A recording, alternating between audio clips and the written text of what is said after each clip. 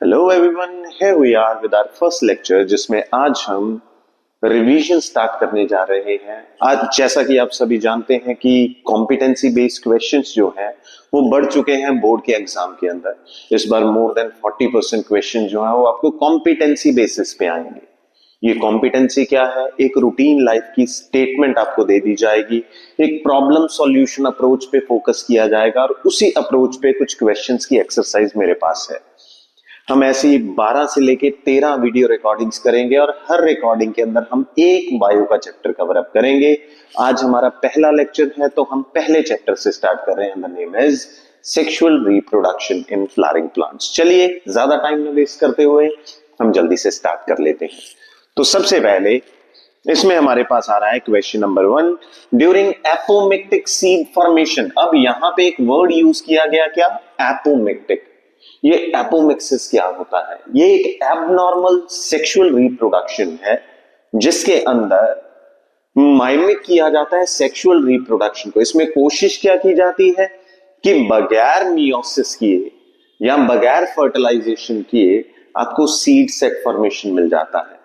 तो इसमें hybrid character maintain रहते हैं, पेरेंट भी हाइब्रिड होगा और सीड भी हाइब्रिड होगा। जैसा फीचर पेरेंट्स के अंदर था बिल्कुल वैसा ही फीचर मेंटेन रहेगा किसमें? प्रोजेनी के अंदर। तो पहला है during apomictic seed formation there is no reductional division, यानी मियोसिस नहीं हो रहा और गैमीट फॉर्मेशन भी नहीं हो रहा। ओके, अगर गैमीट बने भी तो गैमीट किस तरीके के बनेंगे? They will be formed as diploid, यानी पेरेंट भी 2n होगा और गैमीट भी 2n ही जाएगा।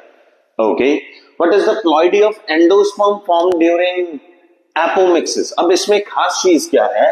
ये कह रहे हैं एपोमिक्सिस के अंदर जो एंडोस्पर्म बनेगा वो कैसा जाएगा। तो इसमें अगर मैं कहूं एंडोस्पर्म फॉर्मेशन में 2 पोलर न्यूक्लियाई यूज किए जाते हैं, लेकिन यहां पे मियोसिस नहीं है तो दोनों 2n है। और एक हमारे पास मेल गैमीट है और वो भी कैसा है? 2n है, यानी कि तुम्हारा जो रिजल्ट आएगा दैट विल बी 6n। क्योंकि जब आप एंडोस्पर्म फॉर्मेशन देखते हैं उसके अंदर ट्रिपल फ्यूजन आता है, 2 पोलर न्यूक्लियाई और एक मेल गैमीट कंसिडर होता है। Your answer will B 6n। Is it fine? Okay, चलिए हम अगले क्वेश्चन पे मूव ऑन कर रहे हैं। Cells of the tapetum in the microsporangium. अब ये क्या चीज हो गई? एंथर का नाम लिखा हुआ है। एंथर को बायोलॉजिकल लैंग्वेज में क्या नाम दिया जाता है? That is microsporangium. ओके, सो एक एंथर के अंदर सबसे इनरमोस्ट लेयर जो होती है नरिशमेंट देने के लिए दैट इज टैपेटम, और जनरली ये कैसी होती है? Multi nucleated. तो आप इसका क्या रीजन बता सकते हैं? Which of the following can be a reason for tapetal cells to become multi nucleated? Multi nucleate होने का मेन कारण क्या जाता है? दैट इज पहला ऑप्शन इन्होंने दिया, they fuse with polar cell of megasporangium. इस वजह से है नहीं, फ्यूजन जैसा इसमें कुछ भी नहीं है, ये फर्टिलाइजेशन में पार्टिसिपेट ही नहीं करती है और एज सच ऐसा भी नहीं होता कि कुछ सेल्स आपस में फ्यूज कर जाएं। दे do not undergo karyokinesis. What is the meaning of this word? Cairo means nucleus, kinesis means division. तो यहां पे न्यूक्लियर डिवीजन नहीं होता है। न्यूक्लियर डिवीजन नहीं हुआ तो मल्टी न्यूक्लिएट कैसे होंगे? दोनों ऑप्शन गलत गए। मैं तीसरे ऑप्शन की बात कर रहा हूं। तो कैरियोकाइनेसिस के बाद अगला स्टेप होता है साइटोकाइनेसिस। इनको मेंशन करना चाहिए था कि साइटोकाइनेसिस नहीं होता आफ्टर कैरियो, लेकिन हाफ स्टेटमेंट के बेसिस पे आंसर पूछ रहे हैं, हम हाफ स्टेटमेंट के बेसिस पे आंसर कर देते हैं। दे डू नॉट अंडरगो साइटोकाइनेसिस, यानी न्यूक्लियस तो डिवाइड करेंगे लेकिन साइटोप्लाज्म डिवाइड नहीं करेगा, सेल वॉल फॉर्मेशन नहीं होगा। अगर एक साइटोप्लाज्म में एक न्यूक्लियस बार बार डिवाइड करके मल्टी न्यूक्लियस बनाता है और वो सारे के सारे nucleus without cell wall formation ऐसे ही पड़े रहते हैं, the condition will be multinucleated. आपका आंसर रहेगा दैट इज ऑप्शन सी। इन्होंने कहा they do not undergo mitosis, ये तो वर्केबल ही नहीं जाता। ओके, हम नेक्स्ट क्वेश्चन देख रहे हैं। एक असर्शन रीजन है। अब इसमें ट्रिक क्या है? जब आप ये करेंगे तो आप इसे जरूर पढ़ लीजिएगा, क्योंकि आप सभी नीट की तैयारी करते हैं, उसमें एक स्टैंडर्ड ऑप्शंस चलते हैं। लेकिन अब यहां पे अगर कॉम्पिटेंसी लगी हुई है, हो सकता है ये फ्लिप किए जाए। जैसे ऑप्शन ए इन्होंने दिया है, both are true and reason is the correct explanation of it, चलेगा। Reason and assertion are true but reason is not a correct explanation of it, ये भी बिल्कुल वैसे ही है। Assertion is true but reason is false, assertion is false, reason is true. अब option D में हो सकता है बोथ आर फॉल्स भी लिखा हो, तो इसे जरूर पढ़ लेना। जनरली हमारी टेंडेंसी रहती है, ये तो पता ही है, सीधा क्वेश्चन पे जाते हैं, इन्हें जरूर पढ़िएगा। ओके, सो क्वेश्चन क्या है? pollen tube germinates through germ pores on the pollen grain। pollen grain में आउटर लेयर का नाम होता है एक्साइन, और जहां पे एक्साइन एब्सेंट है उस जगह को नाम दिया जाता है क्या? जर्म पोर। जब pollen ट्यूब निकलती है तो वो जर्म पोर से ही निकलती है, ये बिल्कुल सही स्टेटमेंट है। दूसरा, अगर हम रीजन के अंदर जाएं, पॉलन पिस्टल कंपैटिबिलिटी, केमिकल, कुछ केमिकल हैं जो पिस्टल ने छोड़े हैं पॉलन के ऊपर, they helps to dissolve sporopollenin for pollen tube to germinate. जब यहां पे स्पोरोपोलेनिन की कवरिंग है ही नहीं तो ये डिसॉल्व क्या करवाएंगे? तो यहां पे पिस्टल जो केमिकल रिलीज करता है वो पॉलन को पहचानने और उसे नरिशमेंट देने के लिए करता है, ना कि कोई स्पोरोपोलेनिन डिसोल्यूशन। और हमारे पास स्पोरोपोलेनिन को डिसोल्यूट करने वाला सब्सटेंस तो नेचर में पैदा ही नहीं हुआ है, तो इसी वजह से हमारा रीजन गलत हो जाता है और हमारा आंसर जाता है क्या? That is option C, assertion is true but reason is false. हम आगे मूव ऑन कर रहे हैं। नेक्स्ट है, एक इमेज दी है एक एक्सटिंक्ट एंजियोस्पर्म की, जिसका नाम इन्होंने दिया हुआ है आर्किया फ्रक्टस। इस आर्किया फ्रक्टस का ये डायग्राम दिया हुआ है, ये रहा बीच में पत्थर के ऊपर छोटा सा दिखा रखा है। एक साइंस फिक्शन मूवी के अंदर दिखाया गया क्या कि साइंटिस्ट को इसके फॉसिलाइज्ड पॉलन ग्रेन्स मिले, ओके, और उन्होंने इसे यूज किया to fertilise the modern genus of Archaefructus. Nitya नाम के एक स्टूडेंट ने देखा क्या, उसे लग रहा है कि ये पॉलन ग्रेन पक्का पोलर आइस में से मिले होंगे और उसके अराउंड टेम्परेचर रहा होगा कितना? -40 डिग्री सेल्सियस। ठीक है, is she correct and why? पहला ऑप्शन, हाँ वो ठीक कह रही है, -40 degree is enough to keep the pollen grains viable. बेटा आपको ये लास्ट टॉपिक के अंदर पढ़ाया जाता है कि पॉलन्स को अगर आप फॉसिलाइज्ड करना चाहते हैं या आप उन्हें प्रिजर्व करना चाहते हैं, the temperature required is the temperature of liquid nitrogen, that is -196 degree Celsius. -40 enough temperature नहीं रहेगा पॉलन ग्रेन्स को प्रिजर्व करने के लिए, तो यहां पे आंसर विल बी नो। तो मेरा ऑप्शन बी एंड डी में से एक बन सकता है, क्योंकि यही नो बता रहे हैं। पहले नो में बताया गया because the pollen grains will get wet and will not function, इसके अंदर वेटिंग नहीं होगा। दूसरा, because pollen grain needs to be stored at much lower temperature to be viable. तुम्हारा आंसर डी ही जाएगा, क्योंकि आपको जो टेम्परेचर चाहिए दैट इज -196 डिग्री सेल्सियस, वो टेम्परेचर -40 पे अचीव करना पॉसिबल नहीं है। ओके, चलिए हम नेक्स्ट क्वेश्चन कर रहे हैं, that is question number 20। Which of the following is true for a flower giving rise to a false fruit in apple? Apple एक फॉल्स फ्रूट होता है, और आप सभी जानते हैं इस फॉल्स फ्रूट को बनाने के लिए रिस्पॉन्सिबल चीज क्या है? थैलेमस। फ्रूट के दो टाइप बताए जाते हैं, the true fruits and false fruit. अगर आपका फ्रूट ओवरी की वॉल से बना तो that will be a true fruit, और अगर ओवरी की वॉल की बजाय कहीं और से भी बना that will be a false fruit. तो यहां पे तुम्हारा जो आंसर बनेगा that will be thalamus related. Ovary is infertile, ovary does not undergo fertilization, thalamus undergoes fertilization, thalamus forms a part of the fruit. Your answer is option D. हम आगे move on कर रहे हैं, next है question number 21। तो यहां पे assertion reason है, लेकिन यहां पे पहले मेरी आदत के मुताबिक मैं सीधा अप्रोच नहीं करूंगा, मैं पहले इसके ऑप्शंस पढ़ूंगा। पहला ऑप्शन ये बता रहे हैं क्या, both assertion and reason are true but reason is not correct explanation. ये जनरली हम बी ऑप्शन देते हैं, लेकिन यहां पे ऑप्शन क्या दिया हुआ है, A. Okay, both are true but reason is the correct explanation, जो जनरली हमारा ए ऑप्शन होता है, यहां पे ऑप्शन बन चुका है B. assertion is true, reason is false, ये ठीक है। assertion is false but reason is true, ये वैसे ही चल रहे हैं। तो A एंड B का फ्लिप है, मैं उस हिसाब से ध्यान रखूंगा कि मैं इसे सॉल्व कैसे करूंगा। पहला, endosperm in a flowering plant is formed before the formation of embryo. हाँ, ये ठीक है स्टेटमेंट, एंडोस्पर्म पहले ही बनाया जाता है। एंडोस्पर्म पहले क्यों बनाया जाता है, पहले मेहमान के आने से पहले खाना तैयार किया जाएगा, पहले खाना तैयार होगा, बाद में मेहमान बुलाए जाएंगे। ऐसा थोड़ी ना कि आप मेहमान को बुला ले, आप उसके पास बैठे नहीं है, तुम बैठे रहो 1 घंटा हम किचन के अंदर खड़े रहेंगे। आप पहले से सामान रेडी रखते हैं। तो जाइगोट फॉर्मेशन हो चुकी है, अब एंडोस्पर्म पहले तैयार होगा और वो खाना सप्लाई किया जाएगा जाइगोट को कि ले भाई तू खाना ले ले और बन जा, मैच्योर हो जा, एक एम्ब्रियो बन जा। जाइगोट को एम्ब्रियो बनाने के लिए अनइंटरप्टेड फूड सप्लाई चाहिए, जो कौन प्रोवाइड करके देगा, that will be provided by endosperm. So reason is the endosperm provides food to the developing embryo, which of the following is correct. तो ये पहली स्टेटमेंट हमें बता रही है कि एंडोस्पर्म पहले बनता है। क्यों पहले बनता है, क्योंकि उसने डेवलपिंग एम्ब्रियो को खाना प्रोवाइड करना है।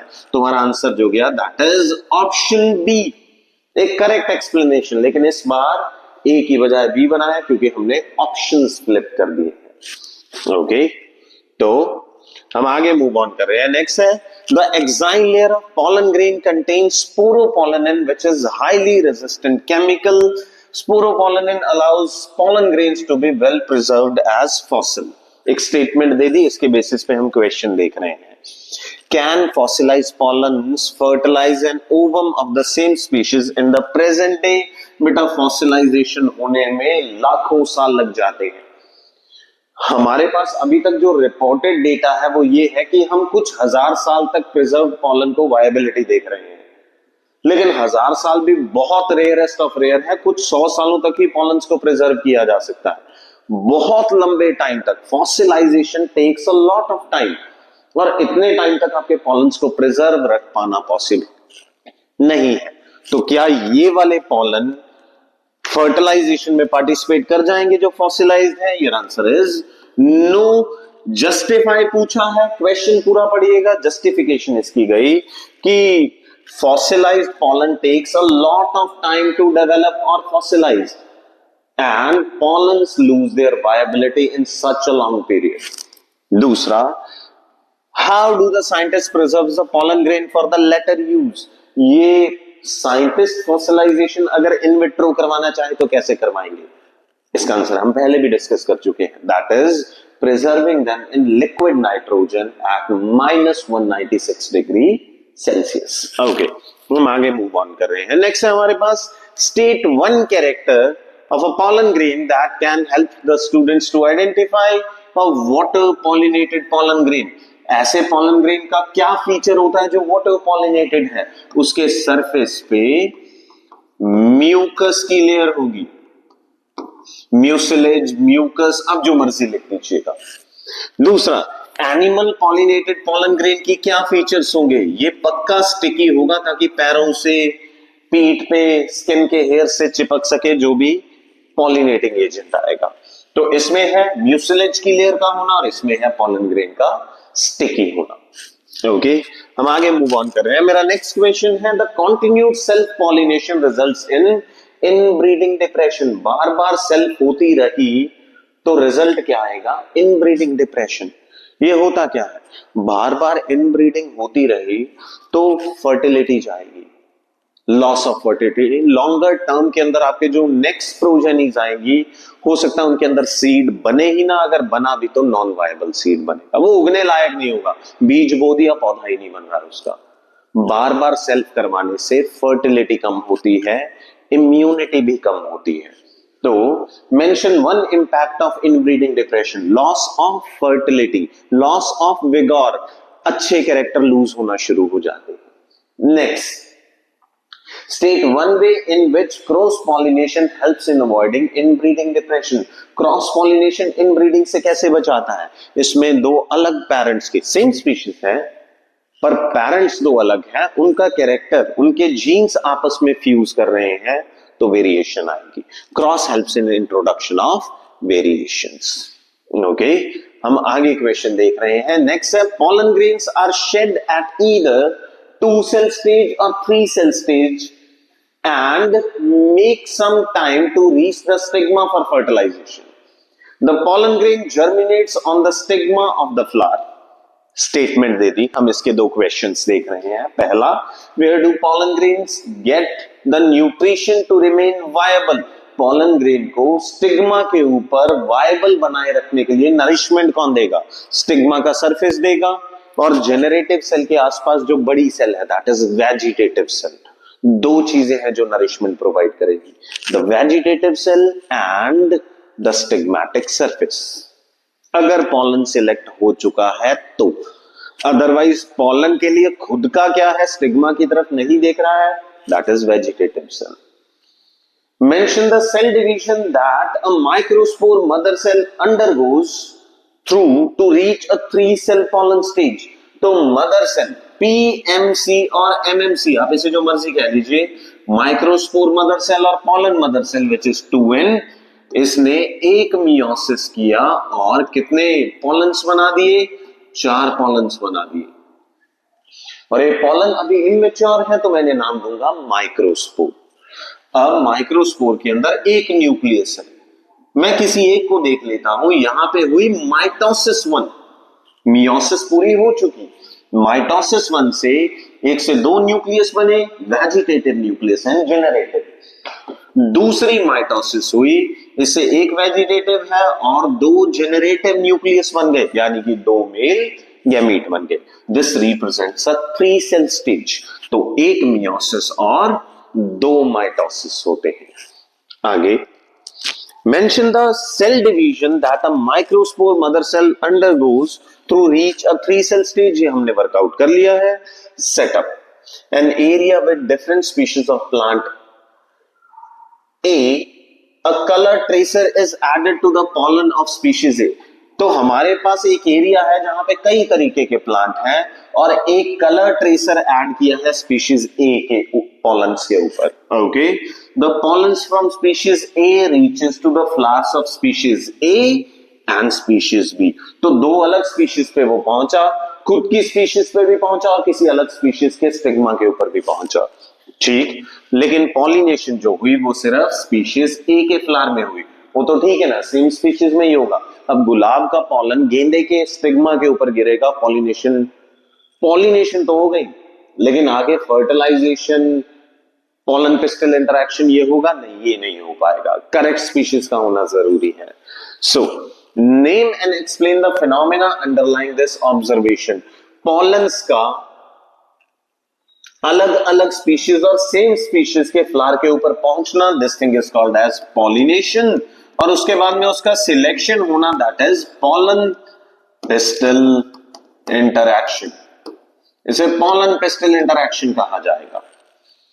How can a farmer prevent more than any more pollen grains from landing on the stigma of flowers of the same species after he has artificially pollinated? तो उसने artificially pollination कर दी है, बाहर से कोई नया pollen ना इसे रोकने के लिए वो क्या कर सकता है? कवरिंग करेगा. और इस कवरिंग को क्या कहा जाता है? That is called as bagging. बेटा क्या नाम दिया जाएगा इसे? बैगिंग और covering the flower. Okay, question number 27 देख रहे हैं. Bees transfer pollens from younger flowers at the top of the plant to the older flowers at the base. Same plant में टॉप वाले फ्लावर से पॉलन कहां गया?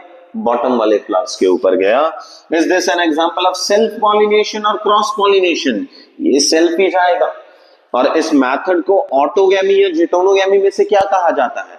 Screen pause कीजिए, जरा सोचिए. Yes, you are correct. The answer is geitonogamy. इसके अंदर मदर प्लांट सेम होता है पर फ्लावर डिफरेंट हो जाता है. Same plant same flower is autogamy. Same plant but different flower is called as Geitonogamy. A different plant different flower approach is called as Xenogamy. Which is cross pollination. Okay, आगे workout कर रहे हैं। एक floral formula है जो आपको किसी flower की स्ट्रक्चर को डिफाइन कर रहा है।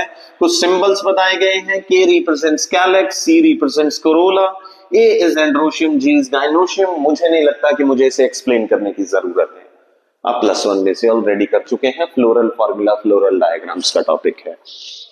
For example a floral formula K5C5A5G2। Sepals हैं, पेटल्स हैं, स्टामिन्स हैं और कार्पल्स हैं, यानी ये एक कंप्लीट बाइसेक्सुअल फ्लावर हुआ जिसके पास सारे मेंबर्स हैं। ऋषभ नाम के एक लड़के को एक नया फ्लोरल फॉर्मूला वाला प्लांट मिला जिसमें सेपल 6 है, पेटल 6 है, स्टैमिन 10 है, लेकिन गाइनोशियम नहीं है। अगर गाइनोशियम नहीं है, सिर्फ स्टैमिन्स है सेक्सुअल पार्ट्स में, तो वो एक स्टैमिनेट फ्लावर हुआ, वो पिस्टिलेट फ्लावर नहीं है। ना तो वो बाइसेक्सुअल है, ना ही उसमें पिस्टिल है। Okay, what does the floral formula indicate about the sexuality? ये यूनिसेक्सुअल फ्लावर होगा एंड स्टैमिनेट फ्लावर होगा। स्टैमिन्स है, कार्पल नहीं है। दूसरा, what kind of pollination will this plant show? ये प्लांट कैसी पॉलिनेशन शो करेगा? हाँ जी, ये कैसी पॉलिनेशन शो करेगा? क्रॉस। सेल्फ तो कर ही नहीं सकता ना, इसके पास फीमेल पार्ट नहीं है। ओके, जस्टिफाई कर दिया हमने। But kind of fruits will this plant bear and why? ये फ्रूट बेयर नहीं करेगा, कारण कार्पल एब्सेंट है। अगर कार्पल एब्सेंट है तो ओवरी एब्सेंट है, ओवरी एब्सेंट है तो फ्रूट कौन बनाएगा? स्टैमिनेट फ्लावर कभी भी फ्रूटिंग नहीं करते हैं। Okay, if this flower is seen to have a large yellow showy patterns, what is the most likely pollinating agent? अगर आप इतने अच्छे पैटर्न शो कर रहे हैं, इंसेक्ट एंड एनिमल्स को विजिट करेंगे, फ्रीक्वेंटली विजिट करेंगे, your answer will be agent कौन सा होगा? बायोटिक एजेंट्स होंगे, that will be honey bees, bats, animals etcetera. Okay, उसके बाद में हम आज का लास्ट क्वेश्चन कर रहे हैं, बाकी का मैं वीडियो नंबर 2 के अंदर डालूंगा। The embryo sac represents a female gametophyte. ठीक है ये स्टेटमेंट।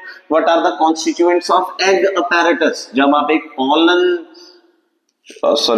एक फीमेल गैमेटोफाइट बनाते हैं तो उसमें टॉप की जो 3 सेल्स होती है चलाजा वाली साइड पे, दे आर नोन एज एंटीपोडन्स। बीच में 2 पोलर होते हैं और यहां पे होती है सेंटर में एग सेल और 2 सिनर्जिड। इन तीनों को कलेक्टिवली नाम दिया जाता है egg apparatus. So what will be the constituents of egg apparatus? 1 egg cell and 2 synergids. आगे, what is the ploidy of cells in the egg apparatus? Egg apparatus की cells की ploidy N, all 3 will be haploid. आगे, the formation of embryo sac involves mitotic division that are free nuclear till 8 cell stage. जब तक ये सारी sales बनी तो ये एक मेगास्पोर से है ना, अभी इसमें 7 सेल 1 2 3 4 5 6 एंड 7, और न्यूक्लियस देखें तो 8 न्यूक्लियस बन रहे हैं। तो बेसिकली ये कह रहे हैं 8 सेल स्टेज तक आते आते डिविजन्स फ्री न्यूक्लियर रहेंगी। फ्री न्यूक्लियर का मतलब क्या है? इनिशियली सिर्फ कैरियोकाइनेसिस चल रही होगी, cell wall formation and cytokinesis नहीं चल रहा होगा। ओके, आई होप आपकी इंग्लिश इतनी अच्छी होगी कि आप इसे अपने आप से इंग्लिश के अंदर कन्वर्ट कर पाएंगे। The filiform apparatus at the micropylar and. नीचे माइक्रोपाइलर एंड है, सिनर्जिड के पास एक अपैरेटस होता है, दैट इज फिलीफॉर्म अपैरेटस। ये कुछ केमिकल सिक्रीट करता है जो कि पॉलन ट्यूब को बताते हैं कि फीमेल गैमेट यहां है। मोरोवर पॉलन ट्यूब जब यहां पहुंच जाती है, फिलीफॉर्म ही उसे कहता है कि यहां से अंदर घुसो सिनर्जिड के अंदर। तो पॉलन ट्यूब को गाइड करना टुवर्ड्स सिनर्जिड काम किसका हुआ? That is filiform apparatus. I hope this thing is fine to you. आपको ये अच्छे से समझ में आया होगा। बचे हुए क्वेश्चंस के पूल को हम अपने वीडियो नंबर 2 में करेंगे। मैं ज्यादा लेंथी वीडियोस नहीं बनाऊंगा। आज के लिए इतना ही रहेगा। Thank you so much.